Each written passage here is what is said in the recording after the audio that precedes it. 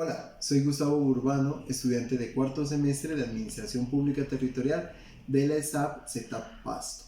Hoy les hablaré de un tema fascinante y muy relevante para entender la economía de nuestro país, la macroeconomía y cómo los ciclos políticos afectan a los agregados macroeconómicos, específicamente en el contexto colombiano entre 1970 y 2005. Todo esto basándome en un artículo de López y Rodríguez publicado en la revista Perfil de Coyuntura Económica en el año 2008.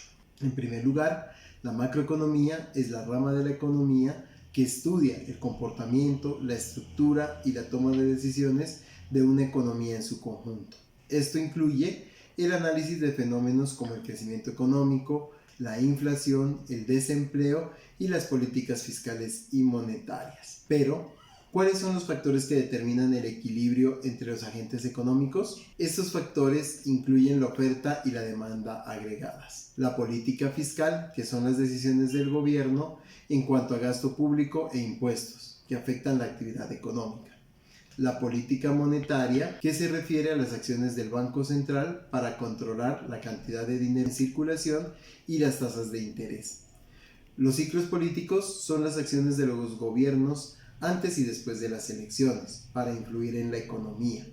Por tanto, las expectativas de los agentes económicos sobre el futuro económico influyen en sus decisiones de consumo, inversión y ahorro.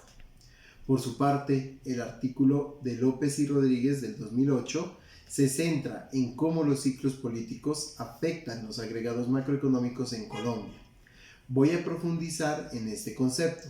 El ciclo político electoral se refiere a los cambios en las políticas económicas que realizan los gobiernos antes de las elecciones para influir en el voto. Por ejemplo, pueden aumentar el gasto público o reducir impuestos para estimular la economía y ganar apoyo electoral. Por otra parte, el ciclo político partidista se refiere a que las políticas económicas varían según el partido político en el poder. Los partidos de izquierda tienden a enfocarse más en reducir el desempleo y promover el crecimiento, mientras que los partidos de derecha se preocupan más por controlar la inflación. Así, en el contexto colombiano, entre 1970 y 2005, López y Rodríguez identifican que los gobiernos implementaron políticas oportunistas y partidistas, ajustando el gasto público y otras medidas macroeconómicas en función de los ciclos electorales y las ideologías políticas y las ideologías partidistas. Estas acciones tuvieron efectos significativos en variables como la inflación, el crecimiento económico y el desempleo. Estos autores encontraron que en periodos preelectorales los gobiernos tendían a incrementar el gasto público, lo cual generaba un aumento temporal en el crecimiento económico y una reducción en el desempleo. Sin embargo, estos efectos eran de corta duración y generalmente seguidos por ajustes fiscales posteriores, que llevaban una desaceleración económica y aumentos en la inflación. También señalaban que los ciclos partidistas eran evidentes en la forma en que los diferentes gobiernos manejaban la política económica. Los gobiernos de izquierda, por ejemplo, tendían a priorizar las políticas expansivas que favorecen el crecimiento y el empleo, incluso a costa de una mayor inflación.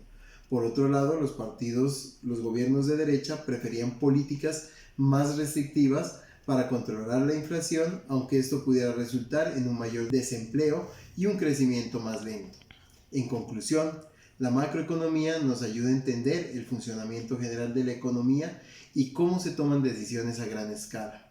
Los ciclos políticos, tanto electorales como partidistas, juegan un papel crucial en la determinación de los agregados macroeconómicos, influyendo directamente en el equilibrio entre los agentes económicos. El estudio de López y Rodríguez proporciona una visión detallada de cómo estos ciclos han operado en Colombia, mostrando que las políticas económicas son a menudo influenciadas por consideraciones políticas, lo que puede tener efectos significativos y a veces adversos a la economía. Espero que esta explicación les sea útil. Gracias por ver y hasta la próxima.